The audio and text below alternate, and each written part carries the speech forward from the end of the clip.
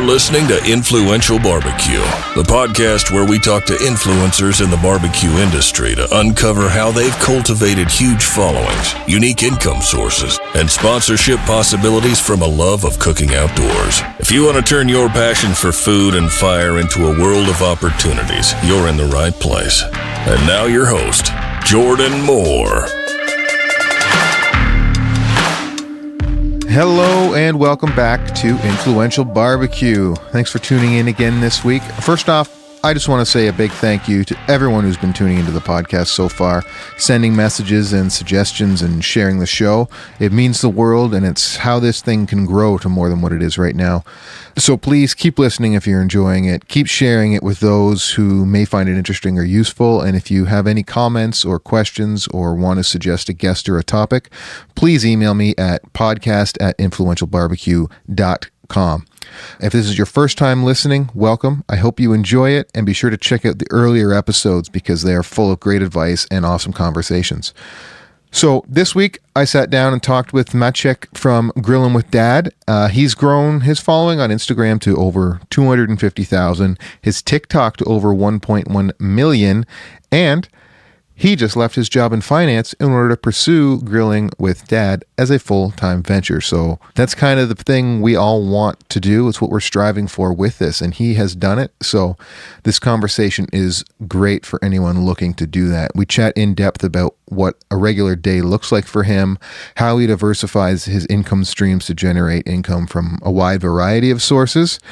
And he provides some tips to the pitmasters out there that are looking to start making money with their barbecue passion through this medium, and how they can go about setting rates to start with sponsorships or partnerships, and where to go from there, and how to make sure you're not doing too much for too little. Be sure to check out Maciek on Instagram at grillin_with_dad, and visit his website for everything that he's up to, grillinwithdad.com. And now, on to our chat.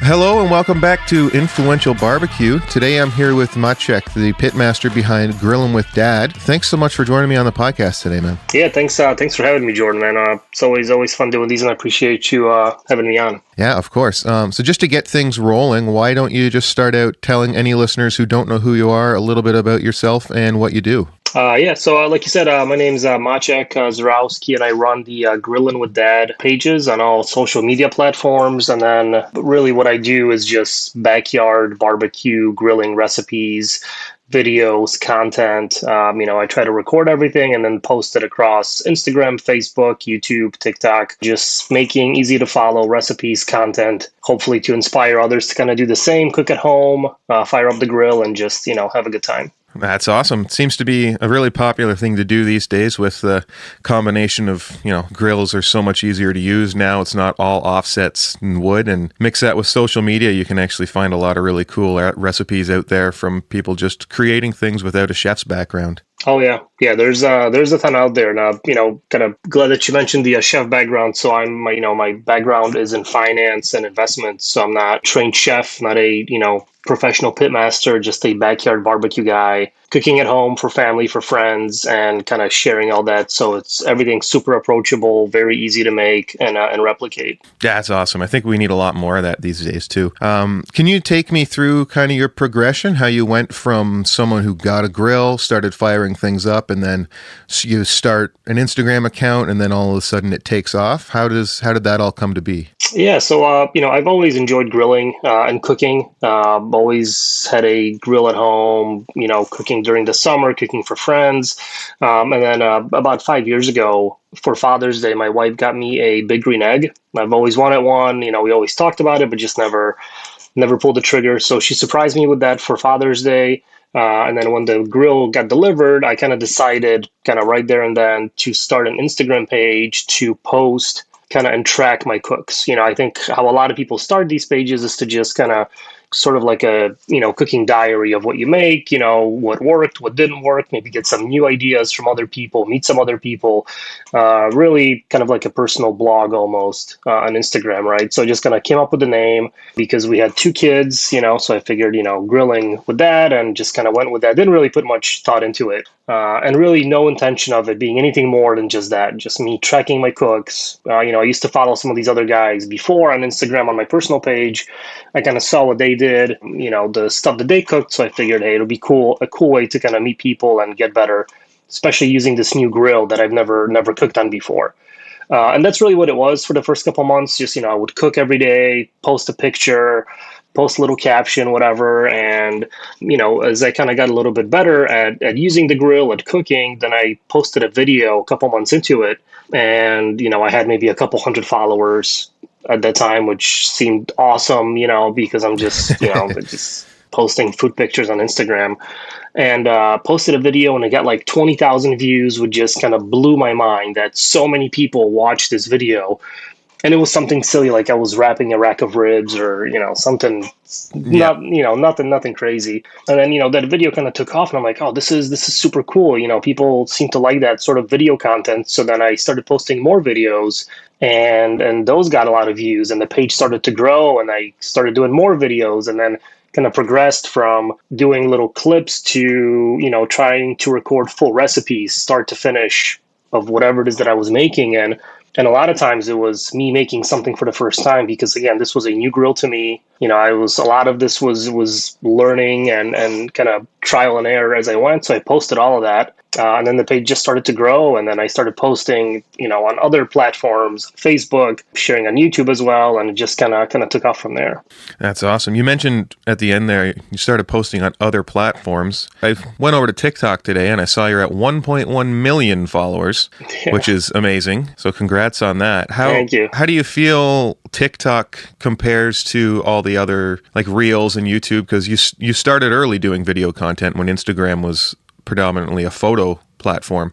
Do you think that's kind of helped translate you over to TikTok and help take off, or do you approach that completely differently? Yeah, I mean, it's so TikTok, I signed up for TikTok when it first launched. I think I posted a couple short videos, didn't really think much of it. Then I stopped and I didn't post for like a year. And then last year when kind of everything shut down is when a lot of people went to TikTok just because they were sitting at home and they were hearing about this new app. And, at first it was kids dancing or whatever. It was nothing really for us to go on. And, I don't want to look at that stuff on the app. So, but then as more people went on there and they started sharing other content, a lot of cooking stuff, then the app kind of gained more traction with a wider audience and other creators. So then I started, thinking, well, I have all this content on Instagram, all these videos, might as well post it, on TikTok as well. And it was nice because TikTok is full screen, so I can kind of show more. Before Reels came out on Instagram, it's still a minute long, or back then it was just a minute long. So the content transferred over very easily. And, similar to what happened with Instagram, my page just kind of took off. So all that, that growth was within a year, when I started posting, more last year consistently. Right. So just because you already had such a backlog of content that was already fit for that platform, it was easy for you to just kind of dump it onto there strategically and have people notice it and see what was working and what wasn't. Yeah, that's what I always tell people whenever, I always get asked about, starting a cooking page. How do I get started in this? What do I do? And I said, don't just focus on one platform. I always say you already have the content, so just post everywhere, right? Like, it's not to say that it's going to go viral everywhere, but you might as well, you already put in the work, filming it, editing it. So it takes all of, 30 seconds to just copy your caption and post, on TikTok, on Facebook, on YouTube, you already have it. So might as well just do it, and helps your page grow, helps with the exposure, helps get your name out there. So yeah, absolutely. And it helps maximize the time you spent doing it so that you're not doing one piece of content per platform at the same time too, right? You got to make sure you're spending your time wisely and making sure you get the most out of everything you're doing. Oh, yeah. So at what point did you realize, because I know it started to take off and all that, but what point did it kind of click in your brain that like, hey, I can take a real swing at this and maybe turn it into more than a hobby and kind of try to pursue it? So it did take a while. So what happened at first is kind of once my Instagram page kind of clicked over about 10,000 followers, is when I started getting companies reaching out, asking like, hey, can we send you this seasoning to try out? Or can we send you these barbecue tools to try out? Money really wasn't a factor at first. It was more like, hey, we'll send you this stuff in exchange for a post if you try whatever the product is, or, some meat company or whatever the case might be, right? And at first you kind of get all excited, right? Because it's all new. I'm like, oh man, look at this. This place wants to send me a box of steaks just to make a video, right? Like, I'm already going to make a video anyway, so might as well, why wouldn't I take the steaks or the seasonings or whatever those products might be, right?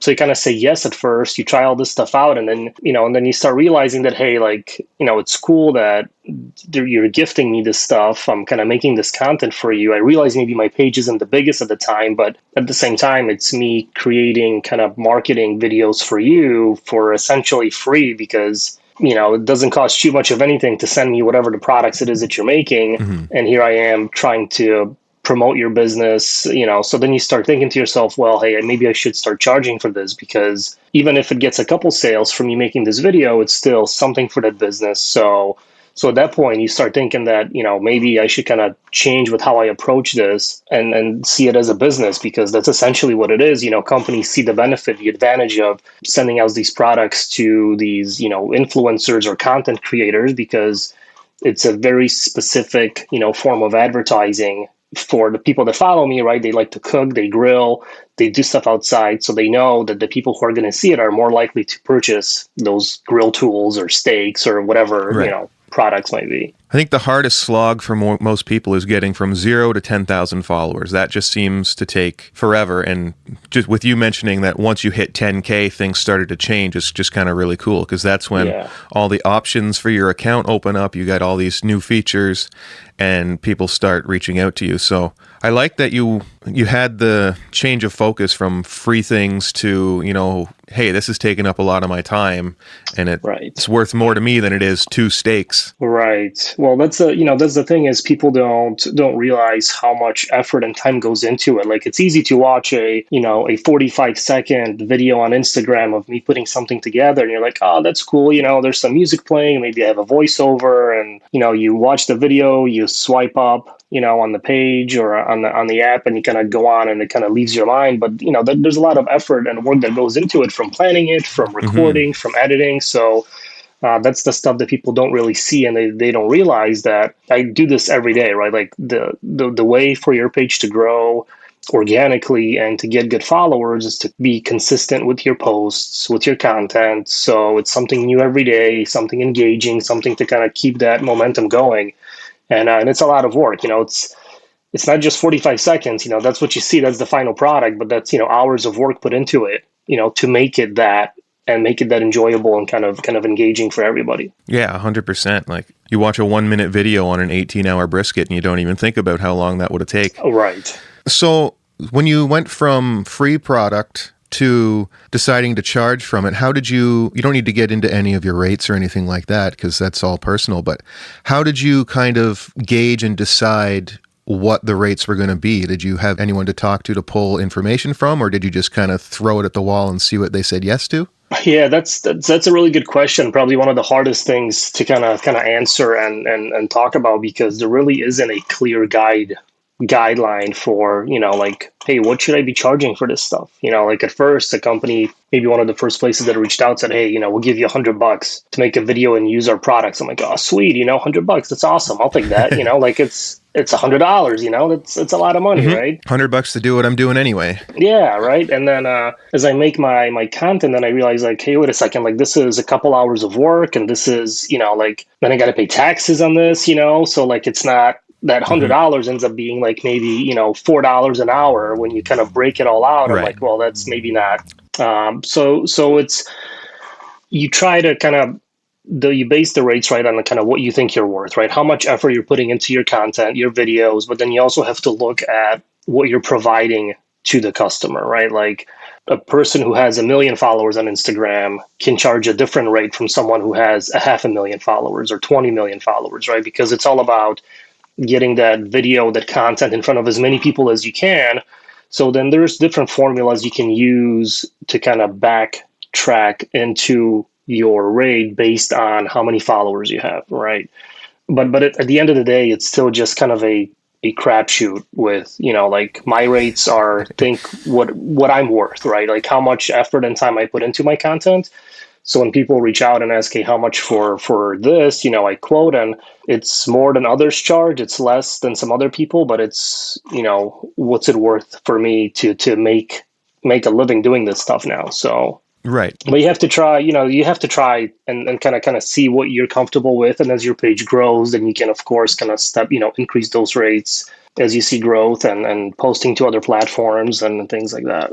Absolutely. So, the hardest thing would probably be finding the first base rate that you would then increase from, because, people coming from a background where they're working for a company, they're just like, hey, it's $22 an hour is what you're worth. It's really hard to jump out and start cooking on Instagram and being like, no, I'm $35 an hour at least to start. And just it's a really strange jump to go up, right? Yeah. How often do you find, like, what's the ratio of your rate being accepted versus rejected, do you find? It's, I would say maybe half the time, but I try to, so at first, right, like when I first got into like the money side of this, of Instagram charging for content, you get excited for a lot of opportunities that show up, right? Any place that emails you say, hey, we got this product.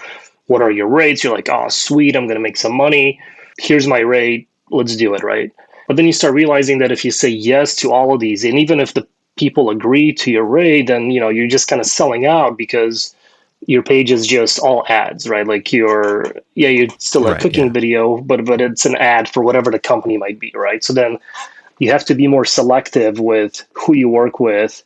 Like I try to do stuff with brands and people or companies that I would normally use myself. I try not to do stuff like these one-off, like I get so many emails from people that make, grilling tools or grilling mats or tongs or whatever. And I'm like, I would never use this stuff. Right. So even if you agree to my rate or whatever I want to charge, like I'm still not going to do it because it's just kind of selling out to promote, a silly product. So it kind of gets to the point where I try to focus on more longer term partnerships where it's not just, okay, do a video for us and we're done. It's more like, okay, let's maybe go into a 6-month or 12-month partnership where I make content for you every month. I use the products all the time. It's a better fit for my page. People see it all the time and they're more likely, to purchase it or use it because they see me using it. And it's something that I'm naturally using at home anyways. That also aids in, natural growth, which is just a page and posting that is consistent and not like it's blatant marketing, right? Right. Because you're going to use something all the time, they see it all the time, then you're consistently posting with that thing. So it's not jarring to go from, oh, hey, here's me with a Yeti. Oh, I have a Traeger. Oh, here's a steak. Oh, here's this. Right. All of a sudden, it's like I'm using all of these tools I always use to make a new recipe for you, which is the goal of what I'm trying to do. Right, yeah. And then, the other part of it too is it's not always about money or working, or charging a business. Like I don't want to make it sound like, oh, I'm not going to use a product if somebody doesn't pay me, because that's far from the case. Like you mentioned Yeti, like I like Yeti products, they're expensive, but it's a quality product. Like a lot of stuff that I have from Yeti, I purchased, I go on the website, I buy it, I order it and I have it. And then what starts happening is after you start using it in your videos, then the company might see it and then they might reach out and say, oh, hey, we saw your content. We see that you like using our products.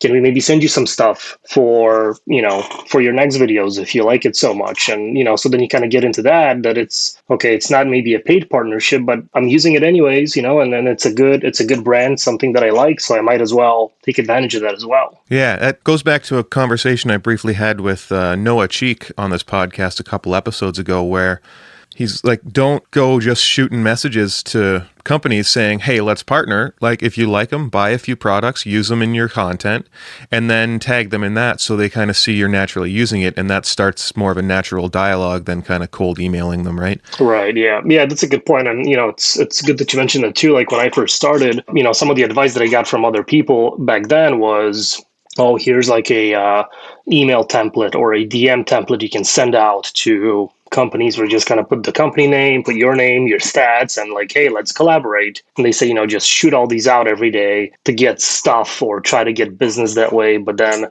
you realize like, well, but what, like how can I legitimately promote something or mention it on my page when I haven't used it in the past and it's just me kind of doing it simply for the money and nothing else. So that's a good point. That's what I do as well. Try to, if I want to do something or I want to use a product, I'll just go out, buy it, use it, tag the company. And if they want it or if they like it, they like it. But if not, and I like the product, I'm still going to continue using it and tagging them if I want. And because if it's something that I like. Yeah, it's just something to keep in mind when you get into it. Like, you can still purchase things that you want. It doesn't all have to be, a business slog to get free stuff, right? Oh, exactly. So I'm going to shift gears a little bit here. And rumor has it you recently left your finance job and you're now doing Grillin' with Dad full-time. Is that right? Do I have that correct? Yeah. So I went full-time with this back in June. So it's been 4 or 5 months now that I'm doing this full-time. Well, congratulations on that. That's kind of what everyone dreams of when they start one of these things, is I'm just going to start cooking full time. So with the premise of this podcast being to give people more of an insight to the back end of the barbecue influencer world, I was wondering if you might be able to give us some insight onto what full-time really looks like. Like, are you just cooking all day? Are you spending most of the time in emails, editing videos? Or like, what does a typical day or week kind of look like for you? Yeah, well, so I'm happy to get into that. And really kind of to start that, what drove the decision to go full-time is it got to the point where I didn't have enough time in a day to do all of it, right? So I had a full-time job. I'm married. I have 2 kids, young kids, a 5-year-old and a 7-year-old, and then running this, all the Grillin' with Dad pages. Like it was too much, because I would get home from work, try to cook something, make the video, play with the kids, put the kids to bed, then edit my content, post, respond to messages, respond to emails. I was staying up half the night just kind of doing all that.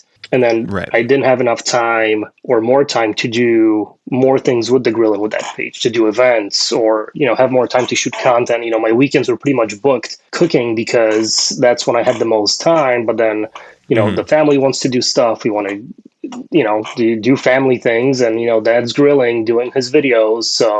So it kind of got to the point where like, well, the social media part of this is growing. There's more opportunities there. So maybe let's commit full time and see how it goes, where I can dedicate the full day to doing this and not weekends and nights and just, kind of grinding, and taking away from the family time. So this, my wife and I decided to kind of try it full time, and it's really been great because it's not just me cooking. I still don't cook every single day. I mean, it's almost every day, but there's just so much more time to even do a podcast like this. Kind of talk to you. Right. It's 9:00 in the morning. I'm not at work. We can do this. I have time to edit my videos. Do the administrative stuff, emails, messages, things like that, and it doesn't take away from my regular family life now. That's awesome. That's so great because between jobs and stuff, if I have to decide if I either want to cook something on the weekend or go out and visit family or go to dinner with the girlfriend or do any of that stuff, it's kind of a choice because I have so many things going on. So it's nice that you're able to tear it down and just be able to focus on the one thing. So from like a Monday to Sunday kind of thing, what are you working on? Do you have a plan for what meals you're going to cook out and you do like a grocery day and then content days, or is it just what you're feeling at the time? And like, can you walk us kind of through what you do on the daily? Yeah. So I try to plan out as much as I can, plan ahead what I'm going to make, and when I'm going to post it. This is really, really true, especially for like the sponsored stuff, right? So like I work with Swift Meats, where I've been with them for the past 2 years now almost, and like Mariano's Market, which is a local grocery store chain in the Chicagoland area. And so like those recipes or, like those partnered posts, I kind of plan out ahead. So I have those written out in my calendar and I know, okay, this week I'm doing this for Mariano's, next week I'm doing this for Swift or Big Green Egg or whatever the case might be. So I try to plan that out as much as I can, shoot that content, a couple days ahead, get that created. But like the regular daily cooking, daily recipes, not paid stuff, I'm usually maybe a day or two in advance of when I make it to when I post it. So then if something comes up or I can't cook or there's something else going on or some family event, I always have content ready to post daily, right? For a couple of days. As far as groceries, I'm at the store every day. So I go daily because I try to buy, the store's super close by me and I try to buy smaller quantities. So I just kind of buy what I need for that recipe instead of buying too much, because then I found that a lot of it goes to waste, or I don't end up using it all. And it's easier for me to just run to the store, get the couple things that I need, cook that same day. And then usually I'll go to the store in the morning, so there's no people. I can kind of be in and out super quick. I'll do my videos around noon, for whatever it is that I'm making. I'll edit the content either that afternoon or the next day in the morning, and then it's ready to post and go live. And then the time in between is spent either responding to messages, right? A lot of it kind of depends on what I cook and what I post on my Instagram, or I'll get either a ton of messages asking about a specific recipe or a method or something, that people just have an interest in. So I try to respond to as many of those as I can. And then emails, always get some business related emails, people asking for different things. And then I also sell merch and some seasonings. So I also pack orders every day that come in. So I ship out of my house, the kind of the room that I'm in. So just kind of run through the Shopify store, pack orders, take those to the post office, drop that off. And that's pretty much it. So it sounds like it truly is a full-time thing. You've got it kind of planned out there. Yeah. I mean, you kind of have to, because otherwise, the first thing that I realized, and I realized this really quickly when I kind of went full time with this thing, is if you don't have a plan of what you got to do or how you're going to do it, you're just going to waste a day away, right? Like, it's easy for me to just sit on my phone and scroll Instagram for 3 or 4 hours, or TikTok or whatever. And you're like, oh crap, I didn't cook anything. I didn't go to the store. I fell behind on messages because I just got sucked into that void of, scrolling social media for half a day, right? So you always have to kind of be very self-disciplined with kind of focusing on the work, because now it's not my boss at my job telling me what to do and providing the paycheck. It's me, and the effort that I put in directly reflects with what I make and how that pans out, financially for us. So yeah, we've all caught ourselves, especially in the last 2 years, just like, oh shit, it's 2 p.m. and I've done nothing but scroll TikToks. Right. Oh, yeah. no. And that's not to say that doesn't happen, right? That still happens to me too sometimes, but you kind of try to keep that in your mind, to not to do it too often, and just really focus on the work and then do what I got to do. Yeah.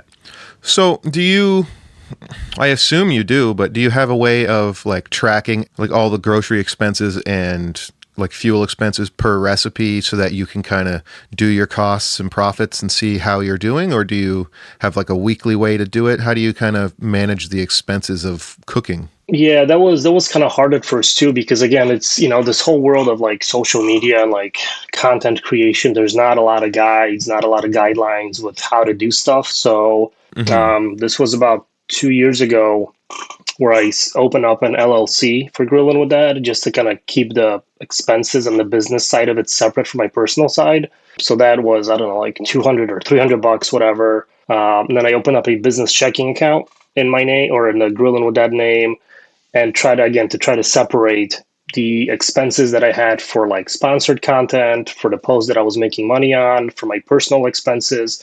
So then when it came to tax time, which again, nobody tells you about, right? You can write all this stuff off because it's a business expense, because now it's a business, because nothing hurts more than, you make all this money throughout the year, and then you come to your taxes and then you get a huge tax bill because there is no tax deductions, when you're basically 1099, for all this work. So that's something, again, you got to keep in mind, or keep the money separate, so it's not a surprise. You're like, oh crap, I got to write out this huge check, right? So right now I try to keep, when I go to the store, I buy whatever I'm buying, I take a picture of the receipt right away at the register. That gets uploaded into my accounting software, so it's all stored. And then at the end of the year, I have still a time-consuming process, but it's all at least in one place, and I can separate, okay, these are the expenses for groceries, these are my travel expenses, these are, tickets, or travel tickets, rental cars for events, things like that. And I can kind of put it all together and try to write off as much as I can, so that tax bill, doesn't hurt as much. Yeah, that's a really good way to do it. So for anyone out there thinking about full-timing it or taking a big shot at doing this, open up a separate account and a little bit of a business so that you can properly track it, keep it completely separate, and store some money away from each paycheck you get, so that when the tax man comes, you have something to give him that's not out of your pocket. Right. So we've talked about it, and we know you've got income sources from sponsorships and partnerships. Again, no need for details, but what other streams of income have you been able to kind of create since going full time? Yes, that's a very good question. And at first, and I realized this really quickly when I first started making money on the sponsored content, is you realize, okay, so this company's paying me to make a post on Instagram. What if Instagram goes away next month, right? And like I lose all my money. So you try to think of ways to, kind of monetize in other ways than just sponsored content, right? So sponsored content, I would say, accounts for maybe half of my revenue, of my income. So that's the sponsored posts, the partnerships that I have in place. Another big one that's still fairly new to me, or just kind of started happening recently, the past maybe year or so, is ad revenue from Facebook and YouTube. That's a really, really great source because it's not brand specific. It's not a post. It's all my posts make money when I run ads on YouTube and on Facebook. Right. And then I don't have to rely on a brand or on a company to pay me because this comes straight from YouTube or Facebook. Now on Instagram, Reels and IGTV are monetized as well. So I can run ads on those as well. So that all adds up, and that's a little less than half at this point of my monthly income. Okay, awesome. And then another one that I mentioned before is selling merch and spices. Yes. So I started selling t-shirts and like the GWD hat about 2.5 years ago. And, it was kind of like consistent, people would buy some t-shirts or a hat, some stickers, things like that. And then I figured, well, I don't have my own rubs, but what if I sold the rubs that I used on my videos, just directly? So stuff from Hardcore Carnivore, stuff from Meat Church, so I sell those and I fulfill those orders myself. I order them wholesale from those guys, sell them on my Shopify site. And it's a cool way, I think, because I'm one of the only places, there's a couple other ones, but not too many, where you can buy both brands at the same time, so you save on shipping. If you want to try Hardcore Carnivore and Meat Church, you don't have to go to them separately. You can just come to me. The prices are the same as what they charge, and I get a couple dollars from each sale that way. So that kind of adds up as well, especially now over the holidays. So merch sales will pick up again with like the t-shirts and hats as gifts and things like that. So I do that. And then another one, which is kind of more during the summer months, is like different events and demos. All right. So I try to do those as well, which is kind of cool to kind of get out there, be it ECFests, doing demos or like private lessons, things like that. That's another way to kind of monetize in person rather than just, on the internet.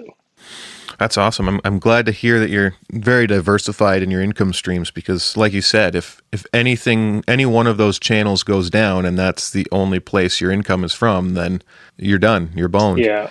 I never even thought, but it's such a good idea to sell the spices you use instead of trying to sell a spice blend you haven't created yet. How did you kind of get into that and talk to the companies being like, hey, ship me cases of your stuff and I'll sell it on my store for you? Like, how did that kind of come about? Yeah, I just, so I thought about a lot of places do affiliate marketing where, they'll give you a link or a code and you make, 10% or whatever on a sale. And I tried that in the past too. And I never had much luck with that. It just seems like, I don't know, I never you can make some money doing the affiliate stuff. And I do have a couple of those still in place, but it's never been anything substantial for me. So then I figured, well, like Hardcore Carnivore, for example, they sell in different stores nationwide, different websites sell them. So I figured, well, why can't I sell it? And what if I sell them with Meat Church together, right? So it's two big brands, two of the brands that I use all the time, pretty much.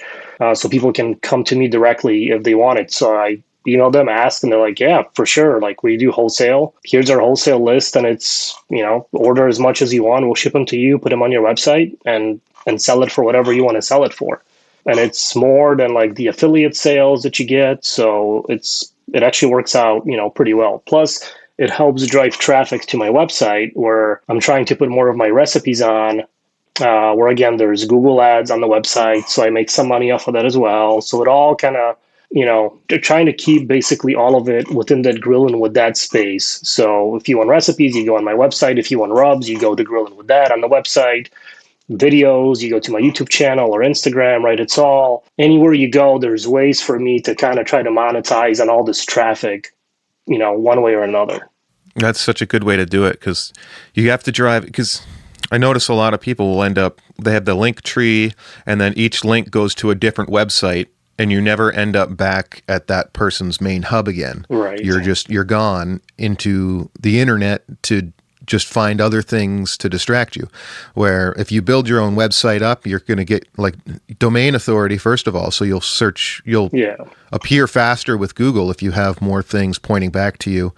And it's just such a good way to monetize every little bit of the links that they can go to in different ways. So, you go to the store, you get Google ads, or you buy something. You go to Instagram, there's monetization there. You go to YouTube, there's monetization there. And it's a good way to really spread it out, and it's a true multiple streams of income ecosystem, so that everything's bringing you a little bit instead of one thing bringing you a lot. Yeah. And then same thing, like you mentioned, the link tree, even that is like, it's my own link tree on my site that I have. The landing page is I did notice that. With that, link in bio, and then I can just list whatever I want. But again, it shows people the website and they're already on there. So it's easier to click, oh, what's the recipes here? Oh, what's the shop? It's all right there, rather than some third party app with the links. Yeah, and that's one of the first things I noticed. I went to your Instagram link on your page, and it took me to a link tree, and I was like, another link tree? I won't be able to find the website. But I was like, I just take link tree out, and it's his website. Perfect, there I go. Yeah. And I got right to the home instead of having to go and then Google you and find the website through that way. So it's just really smart how you're keeping everyone on your page in order to really give them everything that you can offer. Yeah. Are there any types of initiatives you're thinking of in the future to help generate more streams? Do you have any big ideas in your head that you're working through, or do you have any ideas that you tried that did not work and you just stopped them because they were not working at all? So the one thing that, like I said, I was just sort of, or didn't really work out as well for me, was like the affiliate stuff, the affiliate marketing, where you have like your own specific link and you make a couple dollars off the sale.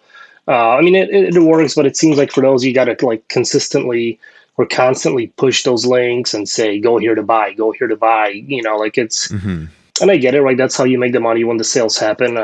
So that's, like I said, I still have a couple of those in place, but it's not a big source for me. Right. I am working on something for next spring for doing more events or demos. I always get a lot of questions for that, especially even from like local followers. So I live outside Chicago. Mm-hmm.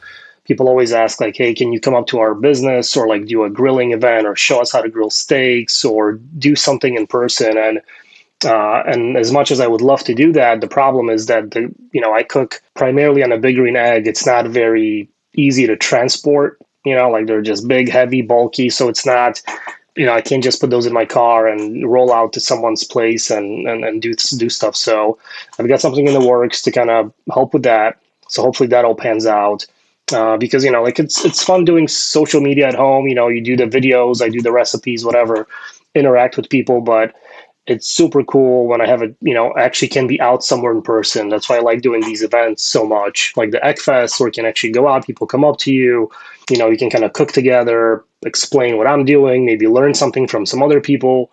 It's just more fun interacting in person. So I'm trying to do more of that, or we'll try to do more of that next spring and summer, when that time rolls around. That's awesome. And now that it's getting more and more safe to do things like that, I think that's going to be a really popular thing if you can just do a little Grillin' with Dad road show and show people how to cook things on whatever cooker they have. And I think that'll be awesome. That'll be a really good source as well. Just a couple more questions here, and then I'll let you get back to your day. Now that you're full-time, what would you say takes up a lot more time than you had really thought it would when you went to do this? Is there something that's just you're doing way more of than you ever thought you would that you didn't think of?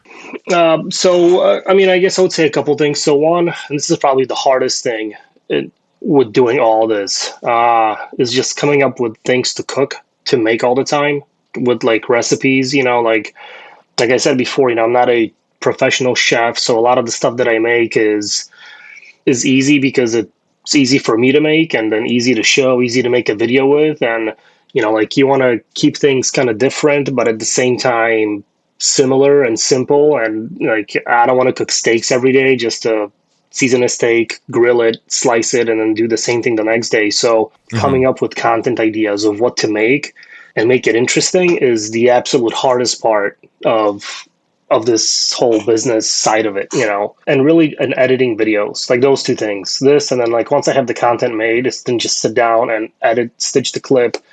So it'll be cool to have, maybe that's something for down the road, to have someone else assist or help out, some editor or somebody to take away, because it's such a grind sometimes. Just setting the time aside and doing all that. Yeah, for sure. And hey, that's another write-off to go against your taxes. So so we'll see. But.